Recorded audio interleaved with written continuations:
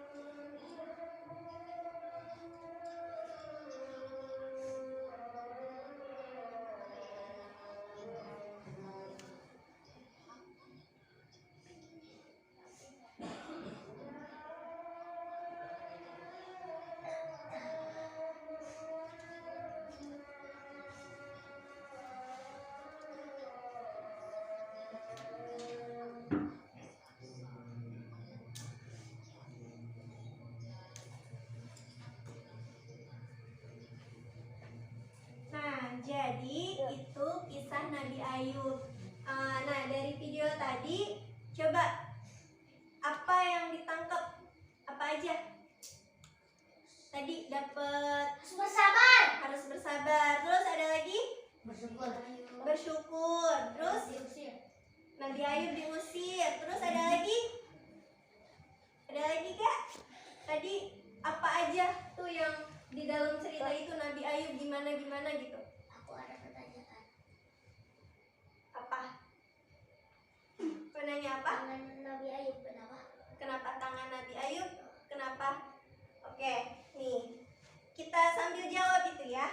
Jadi kisahnya Nabi Ayub itu tadi kan Nabi Ayub tangannya merah-merah ya, merah-merah. Ya dari awal dulu ya. Nah, Nabi Ayub itu seorang nabi yang dianugerahi kekayaan yang melimpah dan keturunan yang banyak. Kayak tadi kan melihat kambing tuh ya, pertaniannya banyak. Nah, itu awalnya Nabi Ayub itu nabi yang kaya raya, hartanya banyak. Nah, di suatu ketika iblis tuh nggak suka, terus ngerasa Nabi Ayub tuh kayak gitu selalu dekat sama Allah karena emang Nabi Ayub kaya itu. Jadi iblis minta ke Allah coba buat kasih cobaan ke Nabi Ayub. Nah, akhirnya ladangnya rusak, hewan-hewan ternaknya mati. Nah, di situ Nabi Ayub jatuh miskin. Nah, di situ juga Nabi Ayub enggak jauh meninggalkan Allah, enggak, tapi tetap Nabi Ayub tetap bersyukur, terus tetap mendekatkan diri kepada Allah. Nah, enggak cukup sampai di situ tuh, enggak sampai Nabi Ayub miskin. Ada lagi ujian. Allah memberi cobaan yang luar biasa. Anggota keluarga Nabi Ayub, anak-anaknya yang tadi tuh yang kain putih-putih itu meninggal. Jadi anak-anak Nabi Ayub yang banyak itu meninggal. Tapi Nabi Ayub bukannya malah apa ya? Iya, bukannya malah stres, terus bukannya malah nyalahin, ya Allah kenapa gitu anak saya diambil. Enggak, tapi Nabi Ayub tetap bersyukur, tetap mendekatkan diri kepada Allah. Nah, udah tuh anak-anaknya meninggal. Sekarang Nabi Ayub ditimpa lagi ujian. Ujiannya apa? Penyakit yang menjijikan. Nah, tadi tangannya tuh Nabi Ayub tuh kena penyakit kulit yang mungkin itu nggak bisa disembuhin. Ya, jadi Nabi Ayub dikasih penyakit tuh sama Allah sampai beberapa tahun. Dan akhirnya tadi Nabi Ayub diusir kan, karena orang-orang tuh ngelihatnya jijik gitu, takut ketular. Tuh Nabi Ayub dikasih penyakit, terus pergi tuh sama istrinya tadi, istrinya yang ngurusin, yang nemenin Nabi Ayub dari awal dikasih ujian sampai Nabi Ayub dikasih penyakit itu. Jadi begitu sabarnya Nabi Ayub ya, dari awal dikasih ujian jatuh miskin, terus anak-anaknya meninggal, terus abis gitu dikasih penyakit. Kan kalau manusia biasa itu pasti ngeluh ya, ya Allah kenapa gitu kan. Kita aja gitu kalau misalkan baru hilang uang nih, ih kenapa hilang uang gitu, itu baru hilang uang gitu, belum seluruh harta kita tuh hilang gitu. Nah, ini kisah kesabaran dari Nabi Ayub itu udah dikasih ujian berbagai macam, tetap sabar dan bukan malah jauh dari Allah, tetapi lebih mendekatkan diri kepada Allah. Tuh. Nah, coba ada hikmah atau pelajaran yang bisa kita ambil dari kisah Nabi Ayub ini. Apa coba hikmah yang bisa kita ambil? Pelajaran apa yang bisa kita ambil dari kisah Nabi Ayub? Bersyukur dan bersabar. Harus bersyukur dan bersabar. Ada lagi? Jangan pantang menyerah. Jangan pantang menyerah. Terus? Kalau dapat cobaan harus sabar. Iya, kalau dapat cobaan harus sabar. Ada lagi? Tidak boleh mengeluh. Tidak boleh mengeluh. Ya, pintar ya, semuanya benar. Nah, di sini di sini ada nih ya, doa Nabi Ayub waktu pas lagi dapat cobaan dapat penyakit. Tuh, oh iya, Nabi Ayub juga sembuh atas wahyu dari Allah. Jadi Nabi Ayub tadi tuh ya bisa sembuh dari penyakitnya, dari penyakit kulitnya itu dengan cara menghentakkan kakinya, terus keluar air dari situ. Nah dari situ Nabi Ayub mandi, minum, dan hilang. Karena dari situ kita tahu kan kata orang-orang penyakit itu nggak bisa disembuhin, tapi Allah berkata lain. Allah punya obat buat segala penyakit. Di sini ada Quran surat Al-Anbiya ayat 83 sampai 84 yang berbunyi A'udzubillahi minasyaitonirrajim. Bismillahirrahmanirrahim. Wa ayyuba iznada rabbahu anni masaniyad durru wa anta arhamur rahimin. Fastajabna lahu fakashafna ma bihi min durri wa atainahu ahlahu wa mithlahum ma'ahum rahmatan min indina wa zikra lil 'abidin. Ada yang mau baca artinya? Kebaca nggak? Kelihatan nggak? Ya, yang ini artinya. Ya, ada yang mau baca? Aku. Ya, baca. Ayo, baca. Kelihatan? Dan ingatlah kisah Ayub ketika ia menyeru Tuhannya, ya Tuhanku, sesungguhnya aku telah ditimpa penyakit dan Engkau adalah Tuhan yang Maha Penyayang di antara semua penyayang. Maka kami pun memperkenalkan semuanya itu. Lalu kami lenyapkan penyakit yang ada padanya dan kami kembalikan keluarganya kepadanya, dan kami lipat gandakan bilangan mereka sebagai sesuatu rahmat dari sisi kami dan untuk menjadi peringatan bagi semua yang menyembah Allah. Ya, makasih ya. Nah, di sini tuh udah terjawab tadi. Nabi Ayub sakit, terus Nabi Ayub memohon kepada Allah untuk disembuhkan, terus Allah menyembuhkan Nabi Ayub, terus mengembalikan keluarganya, hartanya juga kembali lagi. Nah, di situ. Nah, sekarang hikmah dari kisah Nabi Ayub. Nah, pelajaran yang bisa kita ambil dari kisah Nabi Ayub, benar ya tadi, harus sabar ketika mendapat cobaan, harus selalu bersyukur. Tuh. Nah, di sini kita hendaklah beriman kepada Allah dengan iman yang benar.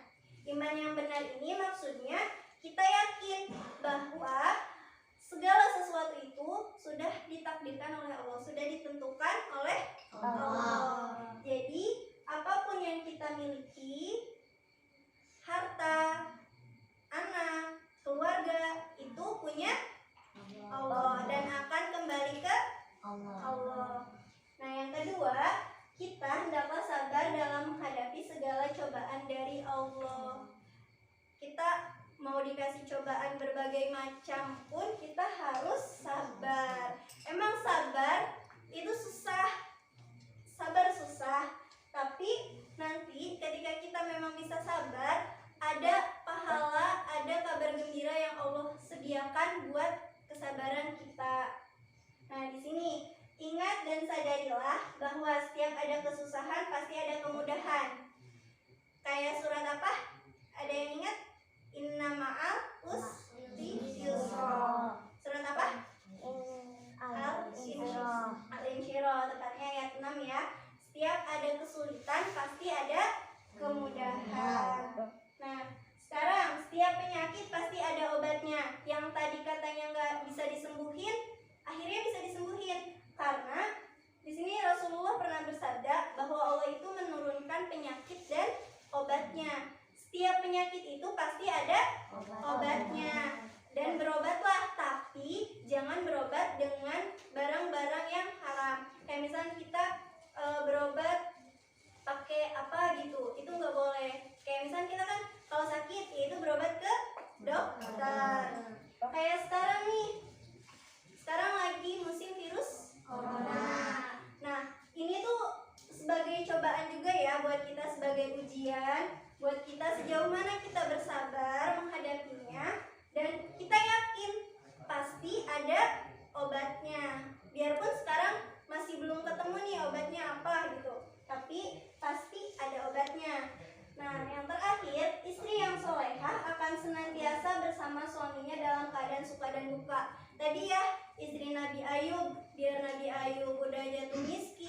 sakit kan tadi ya, kan kita nggak mau gitu deket-deket, tapi istrinya tetap gitu masih mau sama Nabi Ayub, menemani dalam suka dan duka.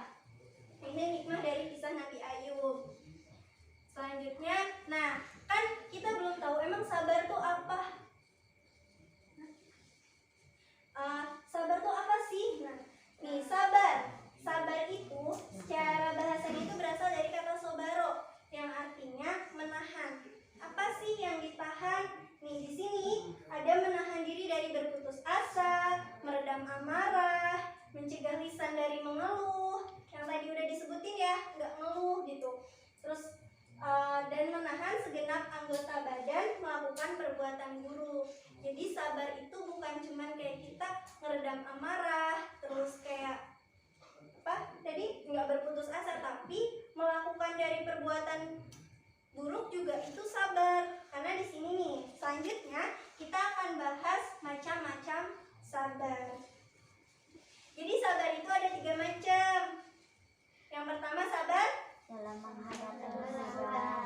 Iya, dalam menghadapi musibah, sebagaimana yang tadi Nabi Ayub ya, ditimpa musibah tapi beliau tetap sabar dan terus mendekatkan diri kepada Allah. Yang kedua, sabar dalam Mematuhi perintah Allah. Ya, sabar mematuhi perintah Allah. Kayak kita nih melaksanakan puasa, itu kan harus ada kesabaran juga kan, nunggu waktu maghrib kayak gitu.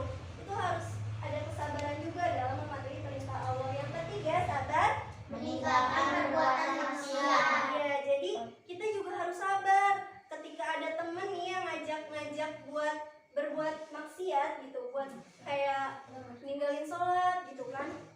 Kita harus sabar, jangan sampai ikut sama bujukan temen itu ya.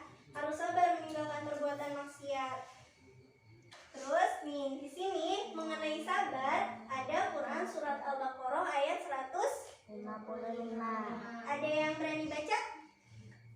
Ya. Ada yang berani baca? Oke, baca ya. Kelihatan kan? Bahasa Arab nih. Ya. A'udzubillahi minasyaitonirrajim. Bismillahirrahmanirrahim.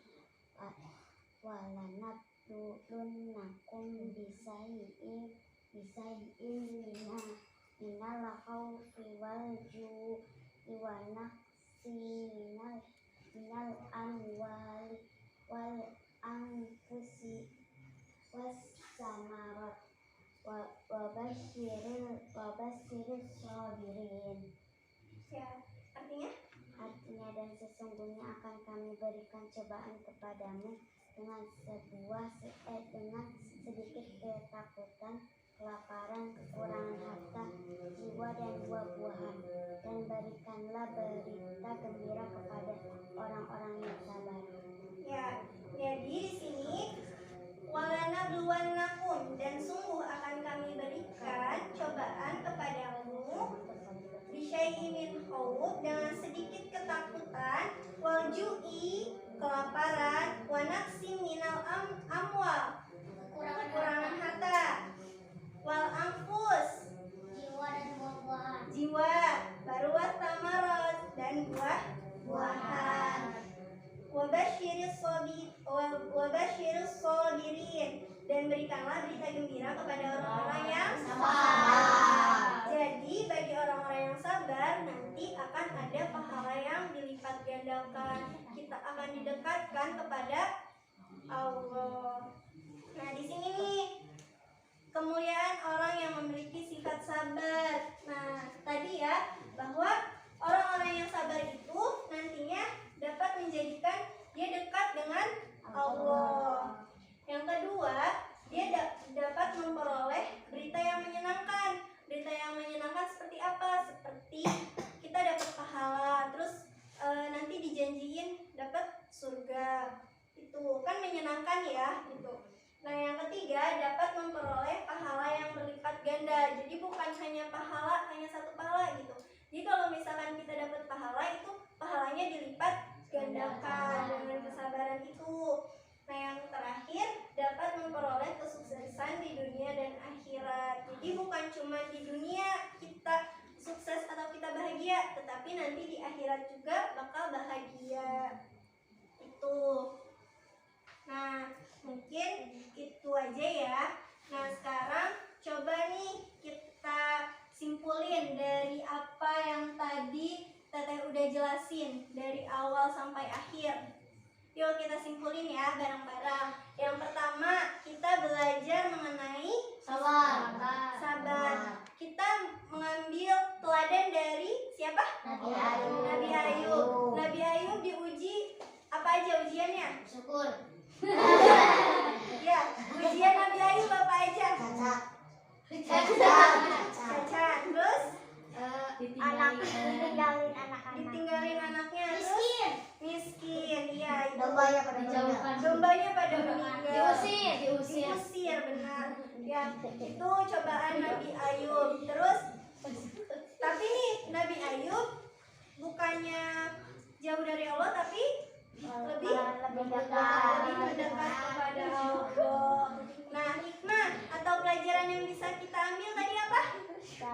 Bersabar ketika cobaan. Terus kita juga lebih ya bersyukur, mendekatkan diri kepada Allah kayak gitu. Nah, macam-macam sabar ada berapa? Ada 3. Pertama, sabar ketika mendapatkan musibah. Terus yang kedua, sabar ketika mendapatkan ya, sabar dalam menjalankan perintah Allah. Yang ketiga, sabar dalam meninggalkan maksiat. ya, sabar dalam meninggalkan maksiat. Coba kemuliaan orang yang bersabar tadi apa? Dapat mendekatkan diri dari Allah. Ya, dapat mendekatkan diri kepada Allah. Terus mendapat pahala yang Berlipat ganda. Ya. Nah, sebelum ditutup sedikit tugas ya. Nanti tugasnya itu tulis kisah Nabi Ayub. Singkat aja kisahnya. Oke? Sampai titik ya. Iya, sampai titik. Ditulis ya kisah Nabi Ayub biar